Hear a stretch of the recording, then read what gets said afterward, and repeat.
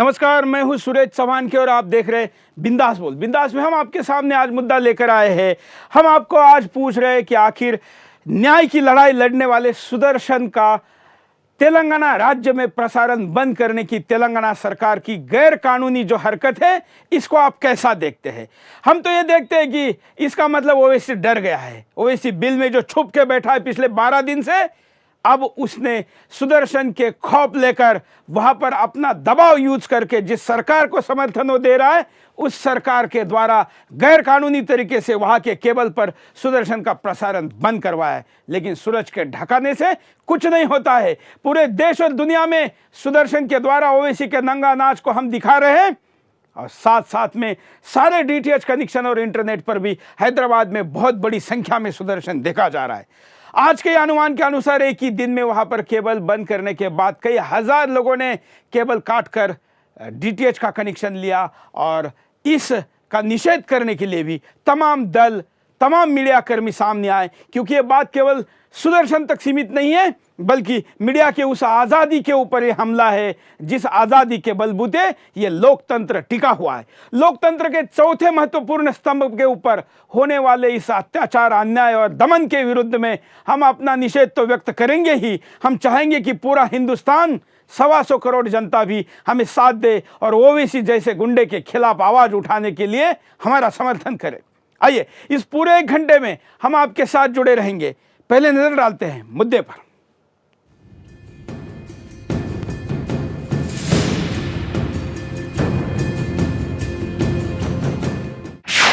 Hyderabad cable पर सुदर्शन बंद क्यों किया? क्या तेलंगाना सरकार ओवैसी के लिए दबंगई पर उतारू है? सुदर्शन के मीडिया विशेषाधिकार का दमन कब तक? क्या लोकतंत्र के चौथे स्तंभ का गला घोंटने की कोशिश हो रही है? हैदराबाद की सियासत में गहरी पैठ रखने वाला और अपने आप को मुस्लिमों का सबसे बड़ा नेता बताने वाला अकबरुद्दीन ओवैसी हमेशा से अपने जहरीले भाषणों और हिंदू विरोधी बयान से सुर्खियों में रहा है। इतना ही नहीं, हैदराबाद की राजनीति में ओवैसी के आदेश के बिना एक पत्ता भी नहीं हिलता। यही वजह है कि वो जो चाहता है वही करता है, उसे कोई रोकने वाला नहीं होता, क्योंकि सत्ता में भी इसकी गहरी पैठ है। आंध्रा और तेलंगाना के बंटवारे से पहले 2009 में कांग्रेस को समर्थन देकर केंद्र और राज्य में अपनी मनमानी करता रहा। यही वजह है कि इसकी काली करतूतों पर मीडिया की पैनी नजर नहीं टिकती। लेकिन सुदर्शन न्यूज 24 अक्टूबर 2014 से लगातार अपने लोकप्रिय कार्यक्रम बिंदास बोल में इसके चेहरे से परत दर परत नकाब हटा रहा है और इसके गोरख धंधे का पर्दाफाश कर रहा है। ओवैसी अपने चेहरे से नकाब हटता देख बौखला गया है, जिसके चलते लोकतंत्र के चौथे स्तंभ कहे जाने वाले मीडिया का गला घोटने पर भी उतारू हो गया है। जी हाँ, कुछ ऐसा ही हुआ हैदराबाद में। दरअसल सुदर्शन न्यूज ओवैसी के चेहरे से नकाब हटाकर देश की जनता को उसके असली चेहरे से रूबरू करा रहा है।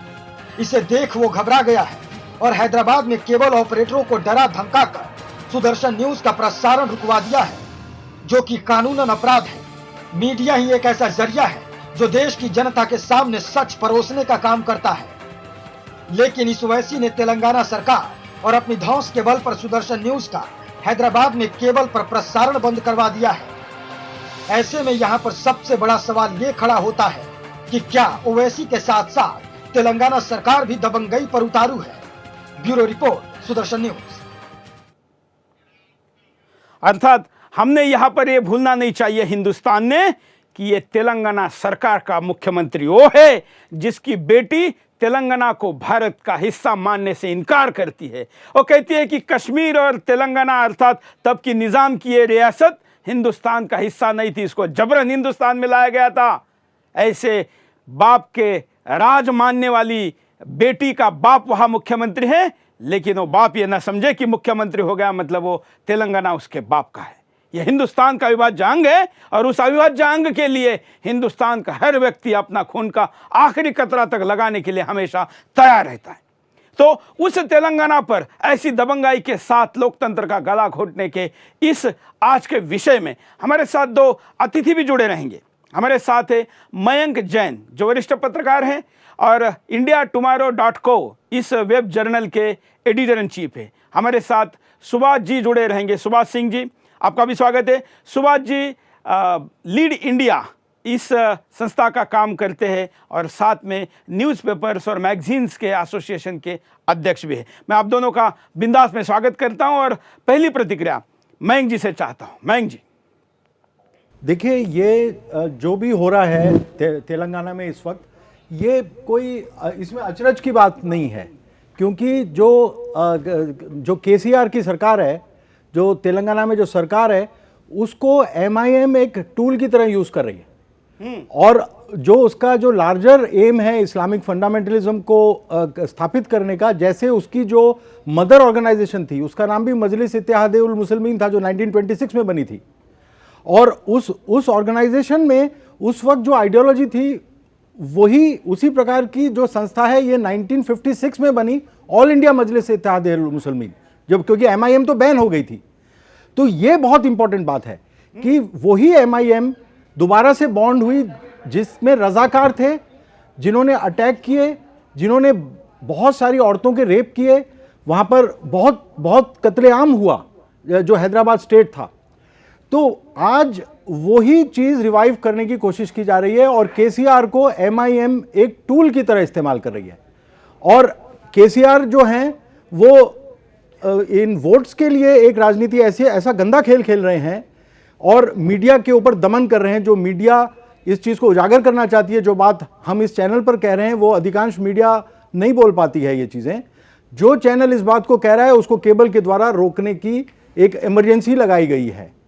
तो ये इसका ब्रीफ मैं समझता हूं, इस इशू का ये मेन मुद्दा है। बिल्कुल। सुभाष जी, आपकी क्या प्रतिक्रिया है?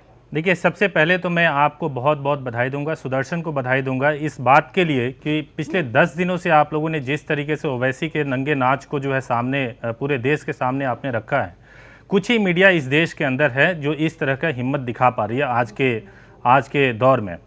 मैं आपको ये बताना चाहूँगा कि ओवैसी, मतलब इसका रिकॉर्ड अगर आप देखें, 2011 में ओवैसी ने 2011 में इसने खुले आम पीवी नरसिंहा राव, जो हमारे भारत के पूर्व प्रधानमंत्री थे, उनको कहा कि अगर वो जिंदा होते तो मैं कत्ल कर देता।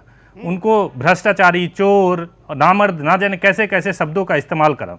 2013 में इस ओवैसी ने जो है आपको हैदराबाद के पुलिस को कहा कि ये हैदराबाद की पुलिस जो है नामर्दों की पुलिस है, नामर्दों की फौज है।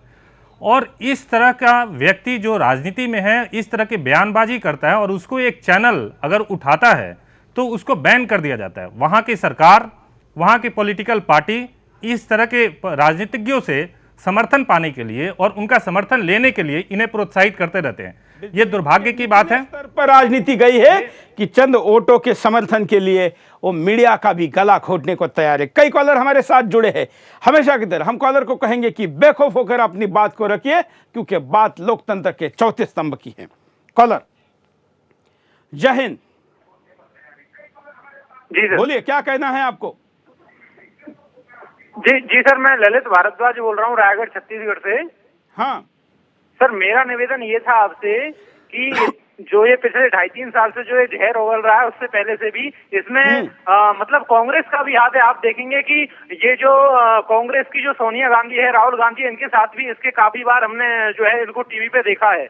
इसके अलावा ये जो है और भी काफी लोग हैं जो इसका साथ दे रहे हैं। अन्यथा सुप्रीम कोर्ट कहाँ गया? एक आसाराम जी हैं, जो हमारे आसाराम जी बापू हैं, उनको मात्र आरोप के आधार पर 1.5 साल से जेल में डाल रखा है। और ये सरेआम जो है मतलब पूरे देश को खंडित करने की बात करता है और ये इतने जो है हमारे देवी देवताओं को गाली देता है। उसके आधार पर इसका कोई कुछ नहीं कर रहा है। आज सुप्रीम कोर्ट बिल्कुल चुप है। बिल्कुल, धन्यवाद। कहाँ है न्यायालय? मैंने तो पिछले एपिसोड में भी कहा था कि कहाँ है न्यायालय जो सो मोटो एक्शन लेने की बात करता है? कहाँ है पुलिस? कहाँ है हमारी इतनी सारी फोर्सेस?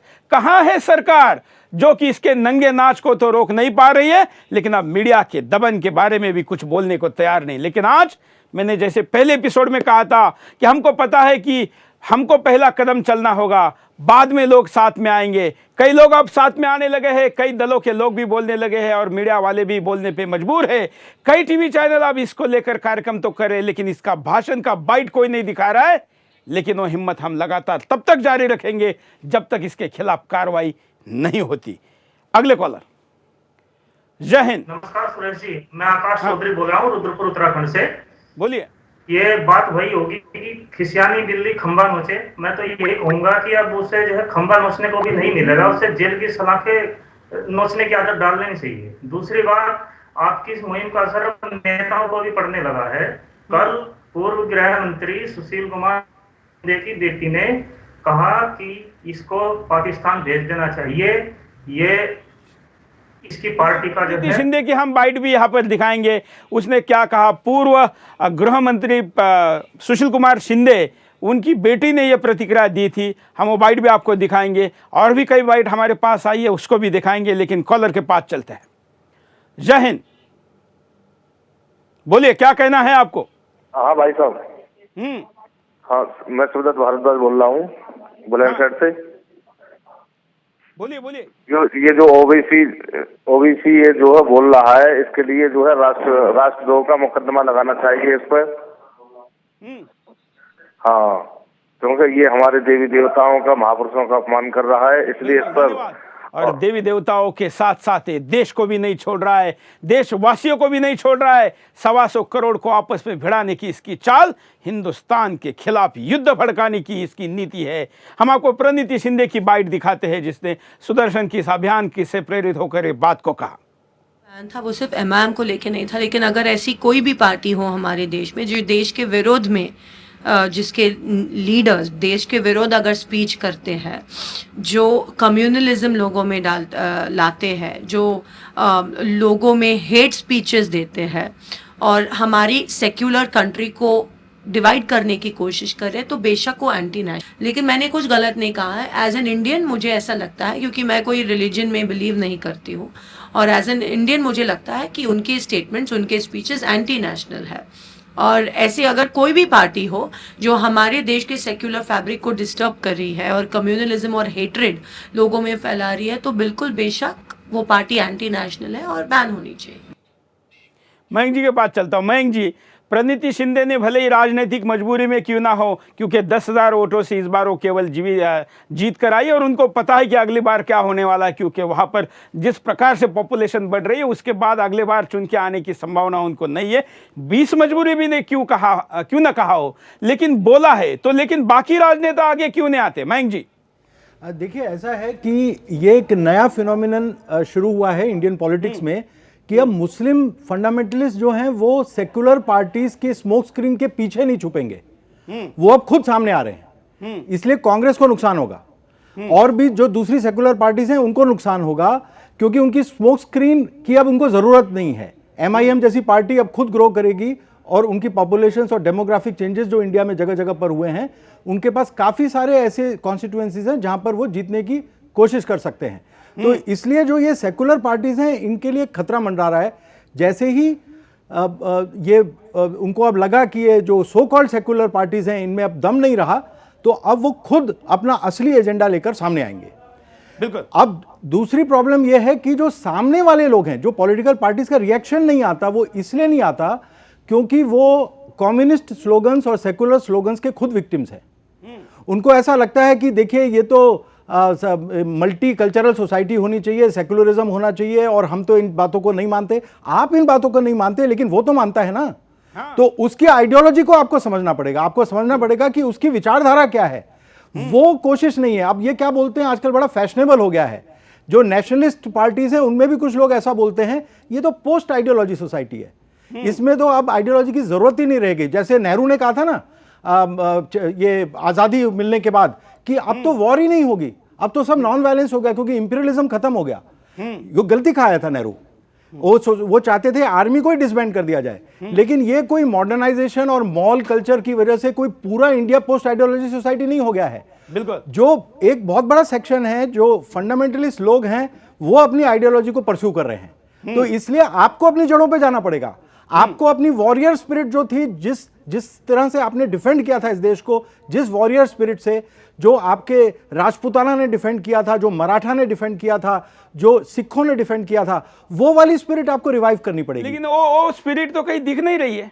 वो स्पिरिट दिखेगी जब बिल्कुल छाती पर खाएंगे, डंडा ज्यादा खाएंगे, सामने जब डेंजर दिखाई देगा, जब मेरी जान पर ही हमला होगा और जब मेरे पे सीधा अटैक होगा, तो मैं उस वक्त गांधीज्म की बात नहीं कर पाऊंगा।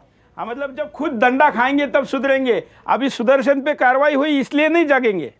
हाँ, ये तो एक शतुरमुर्ग जो है ये हमारा नेशनल बर्ड बन चुका है। हमारा नेशनल बर्ड है पीकॉक।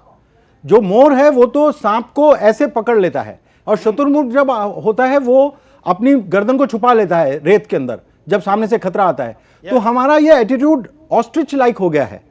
तो ये शतुरमुर्ग वाली स्थिति से बाहर निकलना पड़ेगा। और ये जरूरी नहीं है, ये अब सारे वर्ल्ड में जो आईसिस कर रहा है, जो सारे वर्ल्ड में जो ईरान, इराक, सीरिया और सारे वर्ल्ड से जो वो कैलिफेट के अंदर लोग आ रहे हैं, उस प्रकार का वातावरण में भी नहीं जगेंगे तो कब जगेंगे? बिल्कुल। अब तो पूरा ये एजुकेट कर रहे हैं, आईसिस वाले हमको एजुकेट कर रहे हैं कि अपने वॉरियर, जो आपका पुराना वॉरियर वाला कल्चर था, उन रूट्स को ढूंढिए। वो आपको चिल्ला चिल्ला कर कह रहे हैं। और सुसाइडल कोर्स पर अगर हम रहेंगे तो फिर तो कुछ हो ही नहीं सकता। और जब हम ऐसी वॉरियर वाली बात करते, क्योंकि मैंने पहले भी एपिसोड में ये की थी, तो मयंक जी, लोग कहते हैं कि आप तो लोगों को शस्त्र हाथ में लेने की बात करते हैं।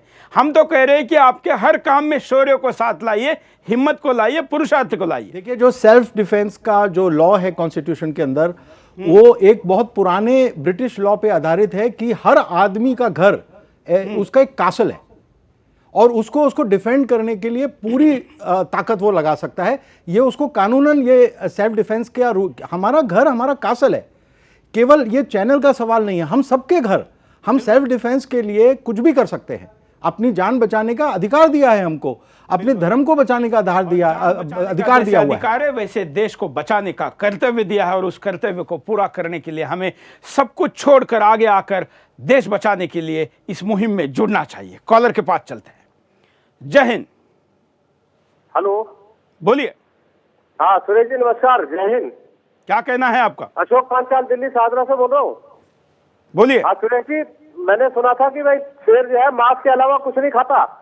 हाँ, लेकिन मैं इतना कह सकता हूँ कि अगर हम लोगों में जानवरों में जो भैंसे हैं या हिरन है, इनका जो झुंड चलता है ना, उनके अंदर अगर हिम्मत आ जाए और उनको कुछ शिकार न मिले शेर को, तो वो घास खाने को मजबूर हो सकता है।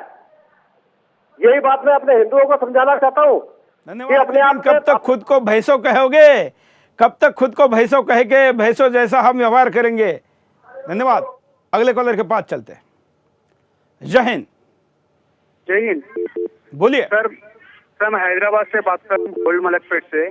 हाँ सर, ये अकबरुद्दीन ओवैसी है ना, ये हिंदू को पूरा जलाने की कोशिश कर रही है। केसीआर है, ये क्या है मालूम, ये कंधों पे डाल के इन लोगों को ऊपर पूरा मुस्लिम को एक होना चाहिए।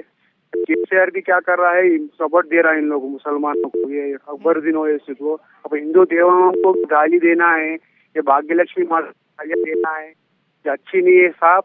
ये इन लोगों को बैन कर देना है, कुछ भी देश में रहना ही नहीं होगा, मरी जाना है अकबरुद्दीन ओवैसी। धन्यवाद। और ये जब ऐसी घटनाएं करता है, ऐसी घटनाओं को अंजाम देता है, तब ये अपने आप को सब पर भारी होने का दावा करता है। गैर कानूनी काम करके अपने आप को भारी कहने वाला हीरो नहीं होता, वो तो खलनायक होता है। देखिए, हम आपको इसके एक बाइट दिखाते हैं जिसमें अपने आप को हीरो कैसे दिखाता है। देखिए। अरे हम असेंबली में खड़े होते हैं ना, 254 है, 254 पूरे एमएलए हैं, उसमें से सिर्फ 7 मुसलमान हैं। शेरवानी वाले सिर्फ 7 हैं, लेकिन देखो 290 पे भारी है ये। इस वास्ते कहते एक मियां भाई 10 पे भारी है। सुभाष जी, पत्रकारिता की आपका जो पत्रकारिता का नियम है, उसमें इस खबर को कैसे कवर करेंगे? देखिए, मैं तो ये कहूँगा कि सुदर्शन जिस तरीके से कवर कर रहा है, मुझे ऐसा लगता है कि काफ़ी समय से ये बहुत ज़रूरत था। पॉलिटिकल पार्टी हमारे में एक आदत डेवलप हो गई है, ख़ास तौर से हिंदू कम्युनिटी के अंदर। मैं थोड़ा सा बोलना चाहूँगा कि हम सब सुन सकते हैं, हम नहीं प्रतिक्रिया देंगे, हमें ज़रूरत नहीं है प्रतिक्रिया देने की, लेकिन ये ज़रूरत है। आपने प्रतिक्रिया दी है। एक ओवैसी जैसा शैतान व्यक्ति, जिसको कोर्ट ने भी कहा कि इसके दिमाग पे कोई शैतान आ गया होगा जिस वजह से इसने ऐसी भाषा का इस्तेमाल किया, तो ओवैसी जैसा शैतान आदमी पब्लिक मीटिंग में आता है और आकर के आपके देवी देवताओं को गाली देता है, देवी देवताओं के साथ अभद्र भाषा का इस्तेमाल करता है। और पूरे हिंदुस्तान को चैलेंज करता है कि आप 15 मिनट के लिए खुली छूट दे दो, हमारे हाथ में पुलिस दे दो, हम हिंदुस्तान को बता देंगे कि क्या हो जाता है। तो इससे अगर इसका उसी तीव्रता के साथ अगर उसको कवरेज ना किया जाए, उसी तीव्रता के साथ मीडिया के मंच पे ना उठाया जाए, तो ये आम लोगों के बीच में बात नहीं जाएगी। एक बात मैं और जोड़ना चाहूँगा कि आज के टाइम पे ओवैसी सबसे बड़ा एंटी मुस्लिम व्यक्ति है। अगर ये इस तरीके का हेट स्पीच देने की वजह से जो समाज में जो दूरियां फैल रही है, वो हिंदू और मुस्लिम की दूरियां फैलाने वाला ये ओवैसी जैसा व्यक्ति है। इसके भाषणों को सुनकर के लोगों के दिमाग में एक परसेप्शन जाता है कि पूरी मुसलमान कम्युनिटी इसी तरह की है, या बड़े टॉप लेवल पे जो नहीं जानते हैं, जो बहुत ज़्यादा रिलीजन के करीब में नहीं है, उनको यही एक परसेप्शन जाता है। आपने बहुत अच्छा काम किया है। इस तरह से दूसरी मीडिया जो ये काम कर रही है वो बहुत अच्छा काम कर रही है कि कवरेज करें इसको, और इसको पूरे तीखेपन से, पूरे तीव्रता के साथ, पूरे जोश के साथ इसको उठाया जाए। एक बात और मैं जोड़ना चाहूँगा आखिरी में कि ये जो बैन किया गया है सुदर्शन को और के चंद्रशेखर राव, ये जब से मुख्यमंत्री बने, पहली बार तेलंगाना के मुख्यमंत्री बने, और इसके बाद से इन्हें ऐसा लगता है कि मीडिया को जो है ये बिल्कुल कंट्रोल कर लेंगे, उसको डेमोलिश कर देंगे, और डेमोलिश करके के चंद्रशेखर राव अगर एक स्टेट बना लेना चाहते हैं, ये वही स्थापित, ये उनका जो है एक दूसरे तरह का एंटी नेशनल काम है। अगर लोगों की आवाज़ बंद कर दी जाए, मीडिया की आवाज़ बंद कर दी जाए, तो ऐसे ही ओवैसी जैसे लोग पैदा होंगे जिसका समर्थन के चंद्रशेखर राव और वहाँ के मुख्यमंत्री के द्वारा प्राप्त है। इसकी घोर निंदा लीड इंडिया पब्लिशर्स एसोसिएशन करती है, और आगे जो भी किया जा सकता है ये सब कुछ लीड इंडिया पब्लिशर्स एसोसिएशन आपके साथ मिलकर के करेगी। बिल्कुल, धन्यवाद। कॉलर के पास चलते हैं, उनकी राय लेते हैं। जय हिंद, बोलिए, क्या कहना है आपको? हेलो। हाँ हाँ जी सर, मैं ये कहना चाहता था। हेलो, बोलते रहिए। हेलो, बोलते रहिए, आप लाइव में जुड़ चुके हैं। चलिए अगले कॉलर के पास चलते हैं। हम कॉलर को कहेंगे कि अपनी बात को तुरंत अपने टीवी पर सुनने के मोह में अपनी बात को ना रोके। अगले कॉलर, जय हिंद। अगर यही शब्द पाकिस्तान के अंदर बोला जाता तो क्या होता? बिल्कुल, जो शब्द ये ओवैसी बोल रहा है, अगर यही शब्द हम जाकर के पाकिस्तान बोले तो हमारा क्या बनेगा? बिल्कुल बिल्कुल, इनका जवाब दो। बिल्कुल सही आपने कहा मयंक जी। ये शब्द अगर पाकिस्तान में रहने वाला कोई हिंदू बोलता या बांग्लादेश में रहने वाला कोई हिंदू बोलता तो क्या हो जाता? देखिए, ये प्रॉब्लम तो पाकिस्तान और बांग्लादेश ने सॉल्व ही कर दी है, क्योंकि वहाँ हिंदू और वो बुद्धिस्ट बचे ही नहीं है। तो इस मामले में उन्होंने अपनी माइनॉरिटी प्रॉब्लम सॉल्व कर दी है ना। तो वहाँ पर कोई बोलने वाला है ही नहीं, तो ये प्रॉब्लम तो होगी नहीं वहाँ पर। प्रॉब्लम ये है कि जो के चंद्रशेखर राव जो हैं, वो इस वक्त एक टूल बन चुके हैं एमआईएम के हाथ में, और एमआईएम ये चाह रहा है कि जो हैदराबाद का मर्जर इंडिया से हुआ था उसको रिवर्स कैसे किया जाए, और उसमें ये टूल की रोल प्ले कर रहे हैं केसीआर। इनको मालूम भी नहीं है, क्योंकि अच्छा इनका दिमाग मतलब मयंक जी आपको कहना है कि सरदार पटेल का जो सपना था हिंदुस्तान को एक रखने का, वो टूट जाएगा, और निजाम का जो सपना था उसके रियासत को अलग हिस्सा बनाने का, वो पूरा होगा।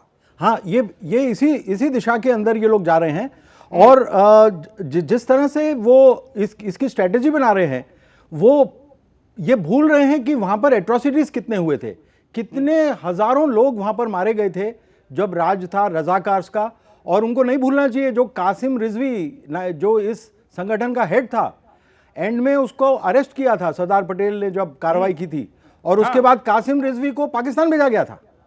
उसको इसी शर्त पे छोड़ा गया था कि अब तुम्हें तुरंत 24 या 48 घंटे के अंदर पाकिस्तान जाना पड़ेगा। तो ये जो है, ये हिस्ट्री रिपीट हो रही है।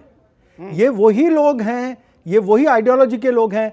अगर वो लोग ये नहीं हैं तो ये कंडेम करें उन रजाकार्स को। ये तो कंडेम नहीं करते रजाकार्स को, ये तो रजाकार्स को अपना हीरो बताता है। और केसीआर का जहां तक सवाल है, मेरी वहां के आईएएस ऑफिसर से बात होती रहती है तेलंगाना के, उन्होंने बताया है on the condition of confidentiality कि वहां पर वो काफी बदतमीजी करते हैं। वहां पर जो ऑफिसर्स जब इकट्ठा होते हैं किसी भी मीटिंग में, तो ये बहुत बुरी तरीके से चिल्लाते हैं, और उनकी हिम्मत ही नहीं होती उनको सही बात बताने की।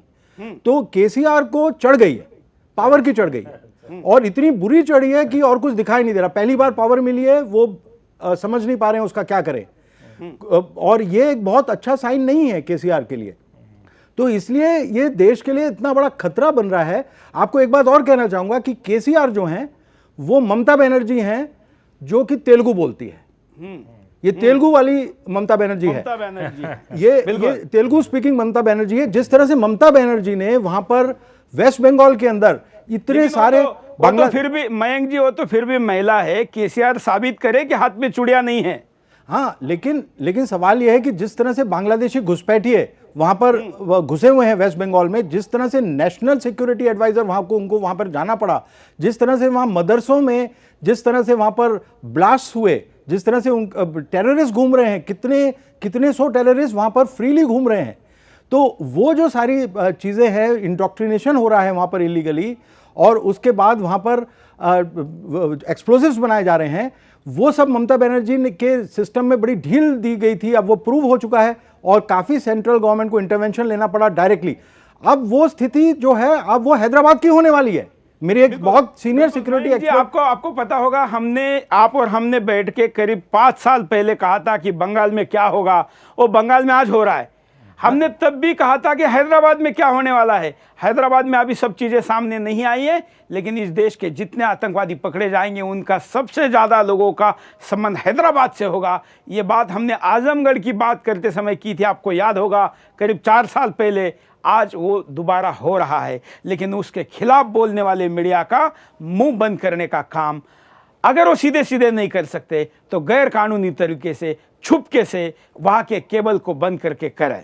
एक चैनल में जब हम काम करते थे और मैंने बांग्ला क्रेसेंट जैसी फिल्म बनाई थी, उसके बाद वो रोजाना ये चेक करते थे कि हमारा एपिसोड कैसा है और हमारा एपिसोड कंटिन्यू होगा कि नहीं होगा।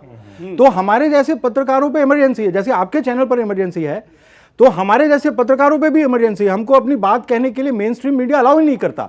ये तो ट्विटर, फेसबुक और अपनी खुद की वेब पोर्टल बनाने से हम अपनी बात अब कह सकते हैं और आपके चैनल जैसे चैनल पर अपनी बात खुलकर कर सकते हैं। नहीं तो मेन स्ट्रीम मीडिया हमको अवॉइड करता है, जैसे कि हम कोई बहुत खतरनाक जंतु हैं और हम पता नहीं कैसी बात कर देंगे। हम देशभक्त लोग हैं, देशभक्त जो लोग हैं उनको अनटचेबल की तरह ट्रीट किया जाता है, उनके साथ छुआछूत का व्यवहार किया जाता है। ये कम्युनिस्टों का मीडिया है, ये पूरा मीडिया जो जेएनयू और जो कम्युनिस्ट, आज वो कहां है ह्यूमन राइट्स वाले, बिल्कुल, जो ये कत्लेआम की बात करते हैं, जो ये religion, all religions will be in danger, minorities, वो तो कह रहे हैं हम माइनॉरिटी है ही नहीं, हम 9 हैं तब भी ज्यादा स्ट्रॉन्ग है। हम आपको थोड़ी देर में दिखाएंगे कि वो इस मानव अधिकार वाले विषय पर भी क्या अपनी बात रखता है। हम यहाँ पर रुकते हैं छोटे से ब्रेक के लिए, ब्रेक के बाद फिर आएंगे। बिंदास बोल जारी।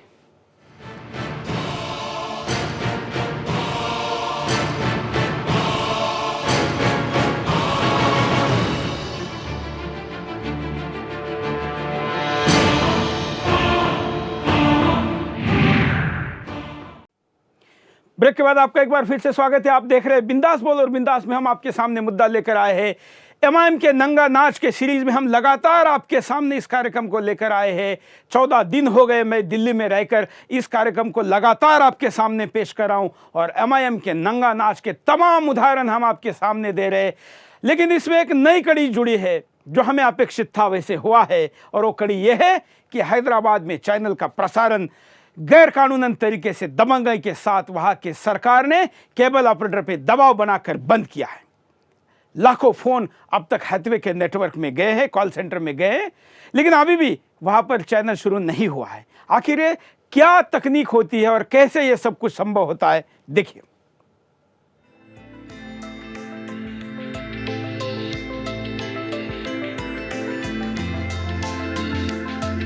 भारत में टीवी के प्रसारण की औपचारिक शुरुआत 1959 से मानी जाती है, लेकिन इसे अपने दायरे को बढ़ाने के लिए 6 साल का वक्त लगा। इसका पहला परीक्षण दिल्ली में किया गया और सामान्य प्रसारण भी सबसे पहले दिल्ली में ही शुरू हुआ।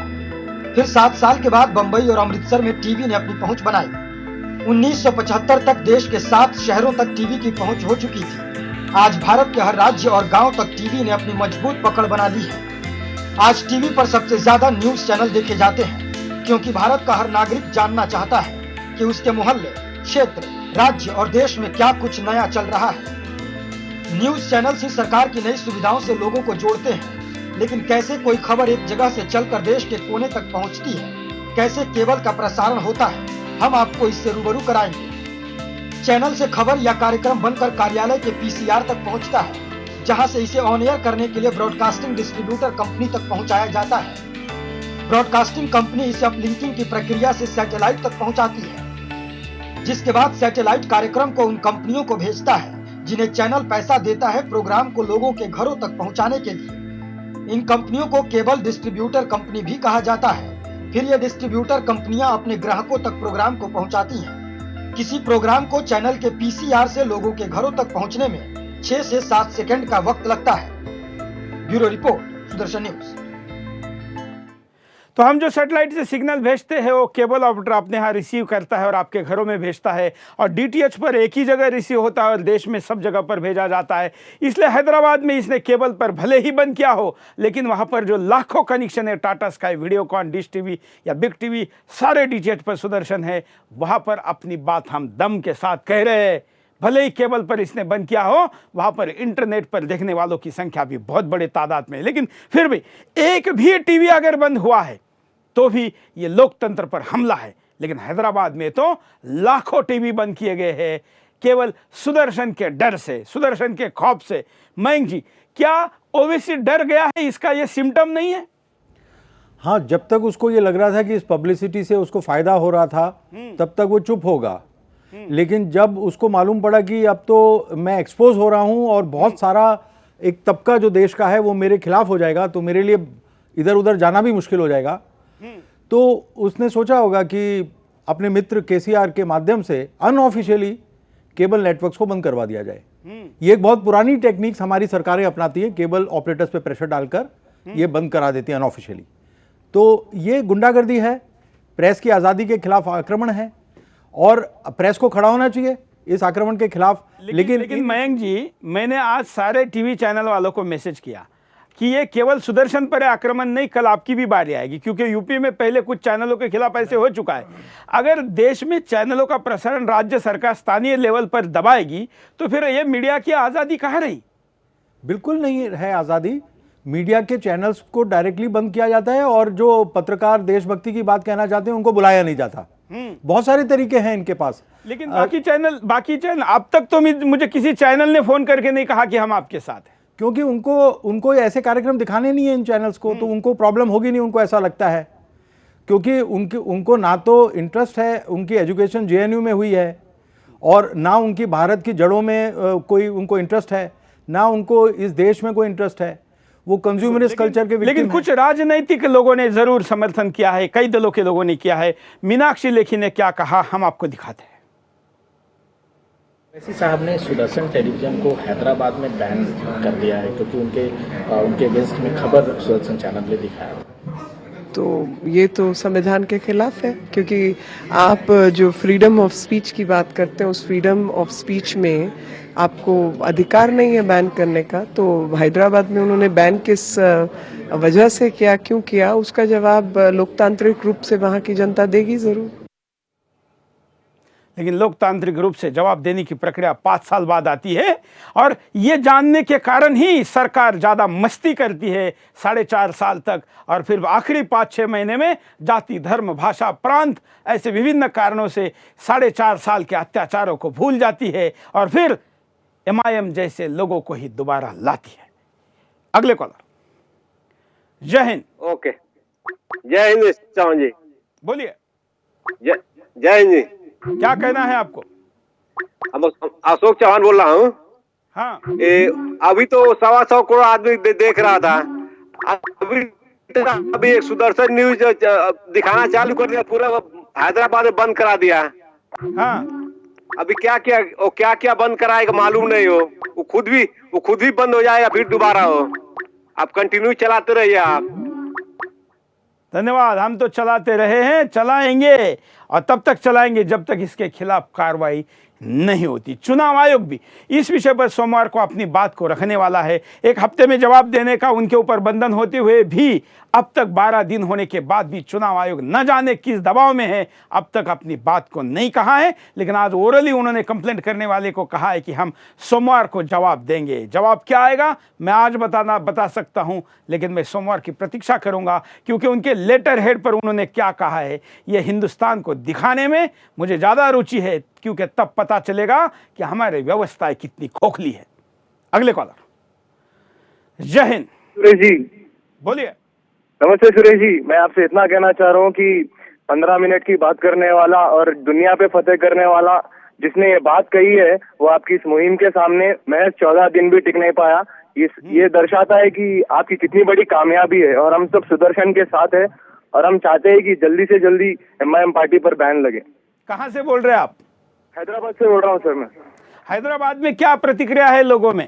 हैदराबाद में सब लोग सुदर्शन के साथ जुड़ गए हैं, और हम ये देखेंगे कि ये पार्टी बंद हो। और मैं आपके चैनल के माध्यम से कहना चाहता हूँ कि ये दुनिया फतेह करने की बात करता है, लेकिन इसको मैं कहना चाहता हूँ कि जहाँ पे इसका हेड ऑफिस है वहाँ पर वो कॉन्स्टिट्यूएंसी में जीत कर बता दे तो मैं मान लूंगा कि ये सच्चा मुसलमान है। और ये मुसलमानों का जो कहता है कि मैं भाग्यदाता हूँ, ये सब जीत जो तो फिर भी जीत तो फिर भी देश में जोड़ तोड़ से या 33% वोट से भी मिल जाती है, लेकिन हिंदुस्तान के दिल को जो इसने तोड़ा है उस पर ये जीती जन्म में तो कभी नहीं पा सकता, क्योंकि इतनी ठेस पहुंचा ही अपने बातों से। सुनिए और एक बात इसकी हम आपको दिखाते हैं। अरे अल्लाह का शुक्र है मेरे सामने ये माइक है, कल को ये माइक नहीं कुछ और था मालूम।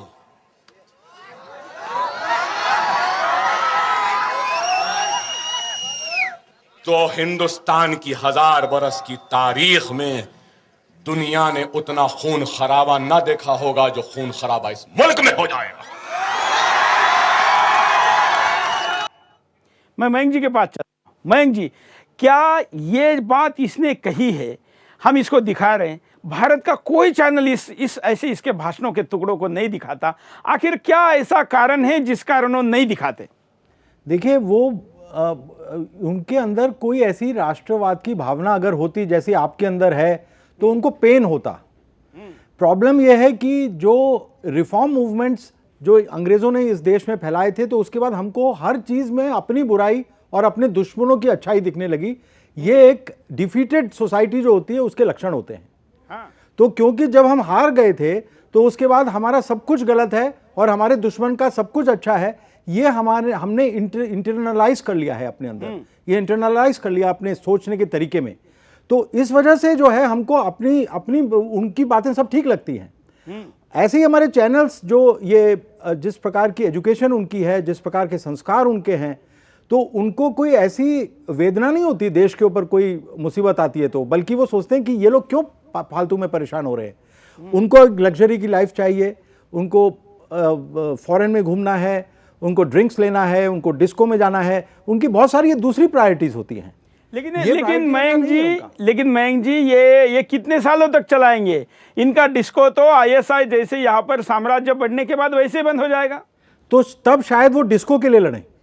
हाँ। ये एक संभावना है, क्योंकि आप देखेंगे कि जब गाड़ी किसी की लग जाती है नहीं तो वो गोली चला देता है दिल्ली में, और कई ऐसे इंसिडेंट्स होते हैं। तो वो ऐसी चीज के लिए लड़ सकते हैं, वेदों के लिए थोड़ी लड़ेंगे। ये एक अंतर आएगा जब उनको लगेगा। बड़ा विश्लेषण किया है मयंक जी आपने, बहुत बड़ा। तो ये जो कंज्यूमरिज्म है ये उनका गॉड बन चुका है। तो अगर आप उनकी प्रॉपर्टी पे अटैक करेंगे, उनकी चीजों पे अटैक करेंगे, उनके स्टैंडर्ड ऑफ लिविंग पर अटैक करेंगे, तब वो लड़ेंगे। उनके अंदर लड़ने की ताकत है, लेकिन वो किस लिए लड़ेंगे वो चेंज हो गया है। देखिए, मैं एक चीज और जोड़ना चाहता हूँ इसके साथ। बोलिए सुभाष जी, बोलिए। मैं इसके साथ में एक चीज और जोड़ना चाहता हूँ। हमारे देश के, मैं मीडिया के तरफ से मैं बोलना चाहूँगा, हमारे देश में प्रेस काउंसिल ऑफ इंडिया है, और इस तरह से कई मामले देखने के लिए हमारे सामने आते हैं कि मीडिया पे बैन कर दिया जाता है, चैनलों पे बैन कर दिया जाता है, और प्रेस काउंसिल ऑफ इंडिया बिल्कुल खामोश बैठे रहती है। जस्टिस काटजू हैं इसके अभी अध्यक्ष, इनको कोई मतलब नहीं है कि क्या बोलना का। गवर्नमेंट में कुछ हो रहा है तो जरूर बोलेंगे, और निश्चित रूप से उनकी प्रतिक्रिया पिछले 2 सालों से चुप है ना। लेकिन अब हमें ये भी ज़रूरत है कि केवल एसोसिएशंस ही नहीं, केवल मीडिया के लोग ही नहीं, जो कॉन्स्टिट्यूशनल बॉडी है, जो प्रेस की कॉन्स्टिट्यूशनल बॉडी है, उनको भी खुल करके सामने आना चाहिए। और लोकतंत्र का ऐसे जो गला घोटा जा रहा है, जो इस तरीके का इलीगल काम किया जा रहा है चैनल्स को बैन करके, ये निश्चित रूप से कल किसी और चैनल को बैन किया जाएगा, फिर किसी और चैनल को बैन किया जाएगा। ये होना है, विषय बदल सकते हैं, लेकिन ये बैन करने का सिलसिला जारी रहेगा। तो एकजुट होकर के, और ये कॉन्स्टिट्यूशनल बॉडी जब तक नहीं सोचेंगे कि भाई हमको हमारा भी अपना रोल है, वो जब तक नहीं सोचेंगे, नहीं रिस्पॉन्ड करेंगे, तब तक कुछ हो नहीं सकता, और इसकी पूरी भर्त्सना करनी चाहिए। बिल्कुल, धन्यवाद। कॉलर के पास चलते हैं। जय हिंद, बोलिए। मुंबई से बोल रहा हूँ। हाँ, आज का जो विषय आपने उठाया है, देखिए ये बहुत ही बड़ी बेवकूफ़ी है आंध्र सरकार की, तेलंगाना सरकार की, कि वो सुदर्शन जैसे न्यूज़ चैनल को वहाँ पर बैन कर रहे हैं। जैसा आपने पहले भी बोला कि वहाँ DTH लगाने की लोगों में होड़ लग गई है। आप देखिए आज तो इतने ज़्यादा माध्यम मौजूद हैं कि आप YouTube पर इसको देख सकते हैं, इंटरनेट पर हमेशा अवेलेबल रहती हैं चीज़ें।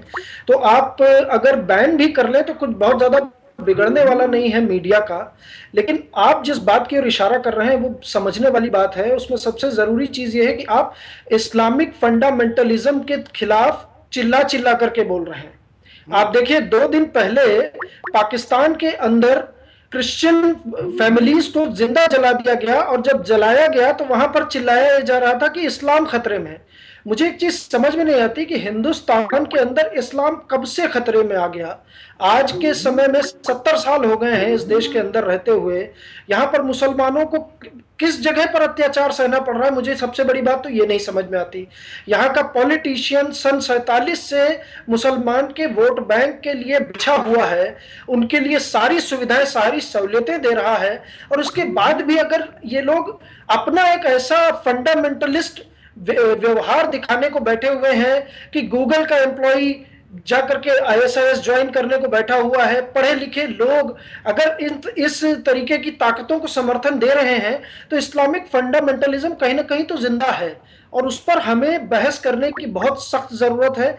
बहस के बिना रास्ते नहीं निकलेंगे, बात करने की जरूरत है। और संवैधानिक संस्थाएं तो शांत पड़ी हुई हैं, न जाने किस डर से। उन्हें शायद डर लगता होगा कि दंगे ना हो जाएं, पर कब तक इन डर की वजह से हम चुपचाप बैठे रहेंगे और एक्शन नहीं लेंगे? और एक्शन तब लेंगे जब डायरेक्ट एक्शन प्लान हमारे अगेंस्ट होगा क्या? और इस तरीके से अगर हम सोते रहे तो किस दिन हम साफ कर दिए जाएंगे हमें पता नहीं। और आज बंगाल का जो हाल है, कश्मीर का जो हाल है, वही हाल उत्तर प्रदेश का हो जाएगा, वही हाल महाराष्ट्र का हो जाएगा, वही हाल केरल का हो जाएगा, वही हाल गुजरात का हो जाएगा। कौन सा देश का हिस्सा है जो बच पाएगा इस फंडामेंटलिज्म से? तो हमारे लिए ये बहुत जरूरी है कि इस विषय पर बहस हो, और आपने इस पर बहस उठा करके बहुत ही अच्छा काम किया है, इसके लिए आपका बहुत बहुत धन्यवाद। धन्यवाद। कॉलर के पास चलते हैं। जय हिंद, हेलो, बोलिए। मैं बसंत झा बोल रहा हूँ। ये बार बार जो नाटक करता है ना, ये नौटंकी जो कर रहे हैं ना, बार बार मौका मिलता तभी तो ये नौटंकी कर रहा है। हाँ, बार बार जो नाटक कर नौटंकी कर रहा है, बार बार इसको बार बार मौका मिल रहा है तभी तो ओबीसी जो भी MMR ऐसा नौटंकी कर रहा है। बार बार मौका ये देश दे रहा है, या जो कानून दे रहा है इसको मौका बार बार दे रहा है, तभी तो ये नौटंकी कर रहा है। ऐसे लोगों को अगर मतलब जब जैसे ही बोलता है या कुछ गलत बोलता है, वो तुरंत उसमें कानून कार्रवाई होगा, तो नाटक नहीं करेगा ना। तो बार बार मौका दे रहा है तभी तो ऐसा नाटक कर रहा है बार बार। ये तो ऐसा मौका क्यों दिया जा रहा है? लेकिन ये बार बार मौका देने वाले कौन हैं? इसी देश के नागरिक हैं जो केवल जाति और धर्म के नाम पर वोट देते हैं, और ऐसे लोगों को बार बार भोंकने के लिए विधानसभा में, लोकसभा में भेजते रहते हैं। अगले कॉलर। जय हिंद, बोलिए। हेलो। हाँ हाँ सर, क्या कहना है आपको? मैं राहुल पांडे बोल रहा हूँ बरस्त्रीपुरम से। हाँ, रहने वाला गोरखपुर का हूँ। हाँ, हेलो, बोलते रहिए आप। मैं बोल रहा हूँ, मैं हैदराबाद बरस्त्रीपुरम से बोल रहा हूँ। मैं गोरखपुर का रहने वाला हूँ। हाँ, मेरा कहना ये है कि अगर ओवैसी में इतना कम है तो एक बार गोरखपुर आकर के मेरा कुछ भी उखाड़ के देख ले। धन्यवाद। हम आपको खास करके मेरे साथ बैठे हुए, स्टूडियो में बैठे हुए, जो लाइव में बैठे हैं, दोनों पत्रकार और देश के उस तमाम मीडिया कर्मियों को ये बाइट में सुनाना चाहता हूं जो ओवैसी के नंगा नाच पर चुप है, या कभी कभी उनको जी लगाकर महिमा मंडन करते हैं गेस्ट में बुला के। उन सब के बारे में, देश के तमाम 100% मीडिया के बारे में क्या कहता है ओवैसी, देखिए। ये टीवियों पर जो आ रहा है कि बीजेपी को 220, 230, ये तमाम के तमाम ओपिनियन पोल करने वाले ये मोदी के चमचे हैं, ये मोदी के गुलाम हैं, ये मोदी के पैसे खाने वाले हैं। इनको हराम खा खा के मोटे हो चुके हैं। मयंक जी, चलो देश के खिलाफ बोला ओवैसी ने तो कुछ मीडिया वाले नहीं बोले, देवी देवताओं के खिलाफ बोले तो कुछ नहीं बोले, 100 करोड़ के खिलाफ बोला तो कुछ नहीं बोले, कम से कम मीडिया के खिलाफ ओवैसी ने बोला तब तो मीडिया वालों ने बोलना चाहिए ना। और भी रिस्पेक्ट उनकी बढ़ जाती है ऐसे आदमी के लिए, क्योंकि एक बीमारी का नाम है स्टॉकहोम सिंड्रोम। हाँ। उसमें एक हाईजैक जो प्लेन हुआ था, तो जो उसमें जो पैसेंजर्स बैठे थे उनको अपने हाईजैकर्स के लिए बहुत इज्जत हो गई थी और बाद में वो उनको वर्शिप कर रहे थे। तो ये जो लोग प्रताड़ित कर सकते हैं या मार सकते हैं, उसकी मेमोरीज हैं पुरानी, 1200 साल 1000 साल पुरानी मेमोरीज हैं अंदर, और उसकी वजह से बहुत ज़्यादा रिस्पेक्ट है उनके लिए। वो मार खाई हुई है। अब आपने देखा होगा जो ईस्ट बंगाल से आए थे पिट के, वो बंगाल में आके वो हिंदुओं का ही विरोध कर रहे थे। वेस्ट पंजाब से कई सारे ऐसे पत्रकार हैं जो आए हैं, वो विरोध करते हैं हिंदुस्तान का, हिंदुओं का। तो ये एक इस तरह का एक सिम्टम होता है, स्टॉकहोम सिंड्रोम एक बीमारी है।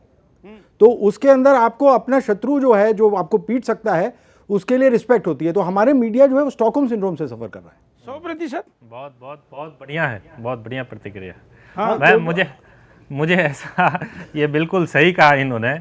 और हमारे मीडिया के साथ में यही हाल है अभी, जो टॉप क्लास के जो कथित रूप से बड़े बड़े पत्रकार कहे जाते हैं, उनके साथ ये बीमारी लग चुकी है।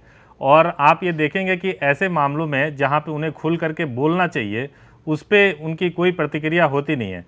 बड़े चैनल जो अपने आप को कथित रूप से बड़ा समझते हैं और बड़े जो रिपोर्टिंग करते हैं लुटियंस जोन्स में जा कर के, उनको जो है ये मामले दिखते नहीं हैं। वो इंटेलेक्चुअल्स इतने बड़े हैं कि उनको लगता है कि ये मामले हैं नहीं, क्योंकि वो देश के लिए नहीं सोचते हैं, वो देश के भक्ति के बारे में नहीं सोचते। अगर कोई भी देश का एक व्यक्ति या ये छोटा मोटा पॉलिटिशियन उठ करके अगर इस तरीके का नंगा नाच करता है और लोगों के सामने तोड़ने की कोशिश करता है, अगर इस विषय को आप नहीं उठाते मीडिया में, तो मुझे समझ में नहीं आता कि कौन सा विषय उठाया जाना चाहिए। राखी सावंत एक विषय हो सकते हैं, उस पर डिबेट हो जाता है, सीधी बात हो जाए, अलग अलग कार्यक्रम हो जाते हैं, लेकिन ये विषय नहीं है जिसके लिए उठाया जाना चाहिए। ये दुर्भाग्य है हमारे देश का। कॉलर इस विषय पर बोलना चाहते हैं, हम उनको अपना मौका देते हैं, क्योंकि हम जानते हैं कि मौके पर बोलने का काम हिंदुस्तान कर सकता है। कॉलर, जय हिंद, बोलिए। हाँ सर जी, नमस्कार। नमस्कार। हम बैंकॉक थाईलैंड से, चेंगमाट अयोध्या से बोल रहे हैं, मुन्नू शुक्ला। हाँ, मुन्नू शुक्ला बोल रहे हैं सर जी, गोरखपुर जिला के। बोलिए बोलिए। हाँ, जो ये ओवैसी के बारे में आप अपने चैनल के द्वारा, अपने चैनल के माध्यम से आप पूरे देश को जागरूक कर रहे हैं। चलिए, धन्यवाद। हम कॉलर को कहेंगे बार बार कि अपनी बात तुरंत सुनने के मोह में आप अपना कॉल खराब मत करिए। अगले कॉलर के पास चलते हैं। जय हिंद। जी नमस्कार। नमस्कार, बोलिए। आपका प्रोग्राम देख के बड़ा गर्व महसूस होता है। आप है जो कि हिंदुस्तान में कि एक नॉट खाली हिंदू की बात नहीं करते, आप हिंदुस्तान की बात करते हैं। यस। और ऐसे नीच व्यक्ति को जिस तरह की भाषा बोलता है ये, इसको तो इसकी बोटी बोटी नोच के नमक भरना चाहिए इसमें, ताकि दूसरा कोई इस तरह की भाषा का उपयोग न करे। इस तरह की भाषा मुझे भी नहीं बोलनी चाहिए, मगर ये इसकी हरकतें, इसके कर्म ऐसे हैं। हम समझ सकते हैं कि लोगों के मन में क्या गुस्सा है, तो उसकी अभिव्यक्ति में कम से कम शब्दों में तो कहीं ना कहीं पर आएगी। अब वो गैर कानूनी है क्या कानूनी, ये जिसको सोचना है वो पहले इसके शब्दों को लगाम लगाने की बात करें और फिर ऐसी बोटी बोटी की बात करने वाले विषय पर अपनी प्रतिक्रिया दें। अगले कॉलर, जय हिंद। जी सुरेश जी, बोलिए, क्या कहना है आपको? जी सुरेश जी, मैं ये कहना चाह रहा था कि ये जो कांग्रेस के जो राहुल गांधी जी है, ये कभी मैंने सुना नहीं कि ये कभी किसी ओवैसी पे कभी बात करते हुए। इन्होंने बहुत बार, हमने सुना है कि ये बहुत बार जो है मोदी जी पे सेकुलरिज्म की बात करते हैं। ओके, और मैं एक आपसे रिक्वेस्ट करना चाहूंगा कि आप एक बार अरविंद केजरीवाल जी से इस बारे में प्रतिक्रिया लीजिए, जो कि बहुत ही देश हित की बात और जो बात करते हैं। तो मैं चाहूंगा कि आप एक बार उनसे प्रतिक्रिया ले आपके न्यूज चैनल से। शायद आपको और दर्शकों को पता नहीं होगा, मैं आपको बता दूं, मयंक जी इसकी शायद अच्छा जवाब दे पाएंगे। मयंक जी, अरविंद केजरीवाल ये कैरेक्टर सुदर्शन को बाइट नहीं देता है। देखिए, अरविंद केजरीवाल जो है वो नक्सल विचारधारा से प्रेरित हैं और उनके अंदर अल्ट्रा लेफ्टिस्ट कम्युनिस्ट एलिमेंट्स बहुत सारे उनकी पार्टी के अंदर हैं। और अभी एमआईएम के ये मिले थे ना ओवैसी जाके, जिनके बड़े भाई हैं, वो इनसे जाके मिले थे और कुछ लोगों का मानना है, मेरे पास उसका प्रूफ नहीं है, एविडेंस नहीं है, कि त्रिलोकपुरी राइट्स उसके अगले दिन हो गए थे। तो अब इसका कनेक्शन ढूंढना चाहिए, क्योंकि अब जो केजरीवाल है उसको चाहिए वोट और उसको चाहिए कांग्रेस का जो एक सेक्शन था वोटर्स का, जो कांग्रेस को मिलते थे votes, minority, so called minority votes, वो चाहिए केजरीवाल को। तो केजरीवाल तो एमआईएम को के सामने जाके ऐसे लेट जाएगा। तो ये जो सोच रहे हैं कि इनको और आपको प्रतिक्रिया वो दे ही नहीं सकता, क्योंकि जैसे ही वो कोई नक्सली टाइप बात करेगा केजरीवाल, आप उसका मुंह बंद कर देंगे और आप उसको 10 सुनाएंगे, क्योंकि ये एक राष्ट्रवादी चैनल है। तो इसलिए डरता है, उसकी हिम्मत नहीं है यहाँ पर स्टूडियो में बुलाइए और मुझे रखिए सामने, और अगर केजरीवाल एक्सेप्ट करता है चैलेंज को तो I will show him. Studio में आना तो दूर, हमारा साधारण ट्रेनी रिपोर्टर माइक आईडी भी लेके जाता है तो भी नहीं बोलता है। वो नक्सलाइट आइडियोलॉजी से प्रेरित है। तो क्या फिर ओवैसी में, ये वहां के मुख्यमंत्री में तेलंगाना के, और केजरीवाल में क्या फर्क है? ये एक अलायंस है, आइडियोलॉजिकल अलायंस है, जो लेफ्टिस्ट है, जो इस्लामिक फंडामेंटलिस्ट है और जो एंटी इंडिया एक फोर्सेस बहुत सारी इकट्ठी हैं बहुत टाइम से। और इसको सीताराम गोयल कहा करते थे दैट ये जो इतना बड़ा अलायंस है, ये हमारी इंपीरियलिज्म, जो हमारे ऊपर साम्राज्यवाद हुआ था, उसके रेजिड्यूज हैं जो बाकी रह गए, और अभी भी वो इस देश पे राज कर रहे हैं इन रेजिड्यूज के माध्यम से। जो इस्लामिक इंपीरियलिज्म है उसके रेजिड्यूज अभी जीवित हैं, जो कम्युनिस्ट जो आइडियोलॉजी थी स्टालिन की, जो रशिया और जो वहाँ पर होता था, वो नेहरू जो था वो बिल्कुल अपना दिल दे चुका था रशिया के लिए। तो नेहरूवाद जो है उसमें ये सारी आइडियोलॉजीज मिक्स हो जाती हैं। नेहरूवाद में जितनी भी देश के विरुद्ध आइडियोलॉजीज थी वो मिक्स हो जाती हैं, और ये नेहरूवादी है, जो चाहे वो केजरीवाल हो, चाहे वो ओवैसी हो, चाहे वो जितने भी ये लोग हैं, ये नेहरूइज्म ही है। और इसका एक ही सोल्यूशन है, पटेल, सरदार पटेल। इसलिए मोदी जी बार बार पटेल की बात करते हैं। और आज जो देश ने उनको जिताया है, तो कहीं ना कहीं ये नेहरूइज्म की हार है और ये राष्ट्रवाद की जीत है। तो ये एक आइडियोलॉजिकल प्लेन पे ये चीजें हो रही हैं, बड़े सटल वे में हो रही हैं। इसका रियलाइजेशन अभी लोगों को पूरी तरह पटेल के अस्तित्व वाली बात ओवैसी पर कब लागू होगी? कौन सी बात? पटेल के अस्तित्व की बात ओवैसी पर कब लागू होगी? ओवैसी तो जो है वो पटेल ने जो किया उसको अंडू करना चाह रहा है। पटेल ने जो ज्वाइन करवाया हैदराबाद स्टेट को इंडिया के साथ, उसको जो उसकी सारी बातें इसी तरफ इशारा कर रही है कि उसको अंडू करना चाह रहा है। और केसीआर साथ में खड़ा है उसके, ये शपथ लेके खड़े हैं, ये ओथ की क्या वैल्यू है? मैं एक और शॉर्ट प्रतिक्रिया आपकी चाहूंगा, टाइम कम है। मैंने जो ओपनिंग में कहा था कि केसीआर की बेटी ने जो विवादास्पद बयान दिया था, जिसमें उसने एग्जैक्ट क्या कहा था और वो क्या पूरी बात थी? देखिए, इलेक्शंस के दौरान, जो लोकसभा इलेक्शंस के दौरान इनका बयान आया था कविता का, जो इनकी बेटी है केसीआर की, उन्होंने कहा था कि तेलंगाना जो है वो भारत का कोई पार्ट नहीं है, वो तो जबरदस्ती ले लिया गया था गलत तरीके से, तो उसके ऊपर ट्रीजन का मुकदमा चल रहा है। तो अब उसमें लेटेस्ट क्या है वो देखना पड़ेगा, लेकिन वो उसके ऊपर दायर हुआ था मुकदमा ट्रीजन का। तो वही तेलंगाना में हुआ होगा ना? हाँ, तो वहीं पर हुआ होगा। तो फिर बाप के राज में बेटी को क्या होना है? कुछ नहीं होना है। तो ये जो है, ये इस तरह की आइडियोलॉजीज जो हैं, ये अपने विक्टिम्स ढूंढ लेती हैं। ये सब लोग इन आइडियोलॉजीज के विक्टिम्स हैं। अब हमको, हमारा काम यह है कि हम एक ऑल्टरनेट विचारधारा दें और इनको जो विक्टिम्स बन चुके हैं उनको रिलीज कर दें इन आइडियोलॉजी से। बिल्कुल, और इसलिए हम बात करते हैं 125 करोड़ की, ओवैसी बात करता है 25 करोड़ वर्सेस 100 करोड़ की, और हम बात करते हैं संपूर्ण हिंदुस्तान की 125 करोड़ की। ओवैसी जैसे लोगों को ये 125 करोड़ ही जवाब का फॉर्मूला हो सकता है, क्योंकि भेद के फॉर्मूले से ऐसे विषाणु नहीं मरेंगे। मैं दोनों अतिथियों का आभारी हूं कि आपने टाइम निकाला यहां पर आए, और आप सारे दर्शकों का आभारी हूं। इस कार्यक्रम का पुनः प्रसारण रात को 11 बजे, दोपहर में 9 बजे आप देख सकते हैं, सवेरे 9 बजे देख सकते हैं, और साथ में आप इसको कभी भी हमारे यूट्यूब चैनल सुदर्शन न्यूज़ पर भी देख सकते हैं। आज के लिए इतना ही। जय हिंद।